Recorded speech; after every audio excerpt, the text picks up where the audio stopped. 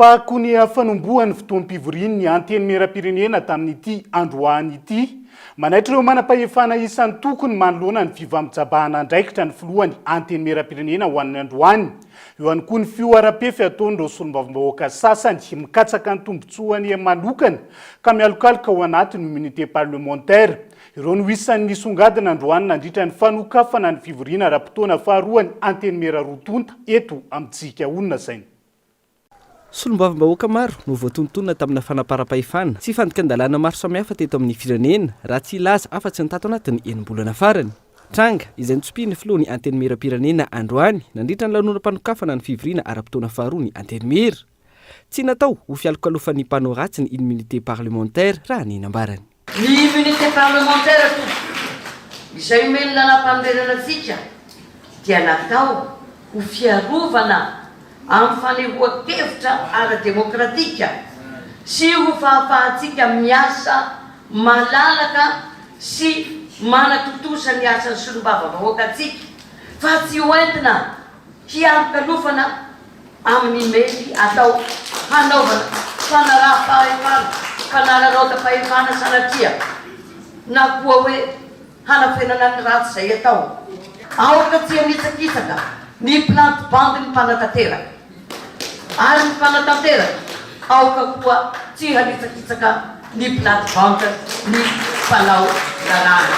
Mainy tanety mirehitra tsy aroa inona moa ny mahakasika mahasakana antsika andrimatoa Premier Ministre satria hitany hoe famatsiam-bola betsaka io mba hanokanana vola manokana mba hahafahantsika mividy manatevina na ireny fiara mitondra rano ireny ko maninona moa raha mividy helicoptera hanondraka koa na canadair mba hamonjy mitondro tanety izany.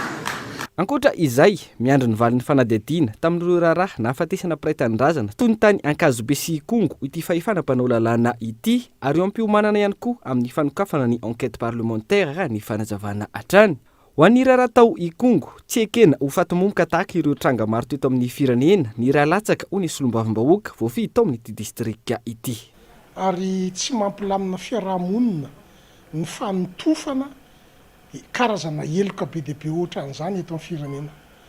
Ilay basy nampiasaina dia azo ny reglena tsara natao poatokana fa naninona natao maro vava. Ho anay a dia tao ilay finiavana hamon'olona ary tsy olona ray na roa fa olona maro. Ka raha zany no takotakonina na afenipenina eto amin'ny firenena miala tsiny ary miala fondro fa tsy tokony hiteny mihitsy tsika hoe tandalany ty firenena ity raha masakra ohatran'ireny na famonon'olona fao be ohatran'ireny no afenipenina na takotakonina. Tamin'ity lanonam-panokafana ny fivoriana ara-potoana faharoa ity ihany koa no nanairan'ireo solombavambahoaka ny fahefana mpanatanteraka. Ohatra amin'izany ny any amin'ny faritra Vatovavy natsangana ny faritra saingy hatramin'izao tsy nahazo teti-bola iasana. Eo ihany koa ny fitsabana andraikitra ataon'ny olom-boatendry sasany amin'ny asan'ny olom-boafidy.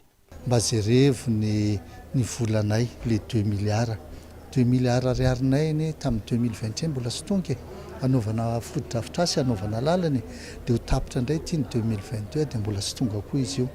Volana tolotra ho an'ny faritra Vatovavy hitondrana fampanosoana. Fa na izany naty izany misy filalovana politika maloto eto amin'ny tanàna amin'izao tsika miteny izao eo amin'ny hoe famotehana ny olom-boafidy. Fa tsy mitovy ny mpanao politika rehetra hoe mizara vava na mizara resaka fotsiny etseria mba hahazahoana seza. Nanatrika ny fanokafana tamin'ny fomba ofisialy ny fivorian'ireo fahefana mpanao lalàna androany ireo lehibe na androm-panjakana eto amin'ny firenena izay notariny Premier Ministre sy ireo ministra isan-tokony ny avy amin'ny HCC ny CENI sy ny SIS. Fotoana izay nanaira ny filohan'ny anteny mera-pirenena ihany koa ireo tompon'andraikitra voakasika momba ny fanomanana ny fifidianana izay iantsony ny fifanantonana avy amin'ny hery fanoherana sy ny mpitondra fanjakana saingy tsy ilaina ny fikaonan-doha-pirenena noho i Madagasikara tsy anaty krizy raha ny faneho-keviny. Eo ihany koa ny tokony ametrana lalàna ho fiarovana ireo mpamolakolosy sy ireo mpiaro ny sondrolombelona izay maro no nahiditra amponja.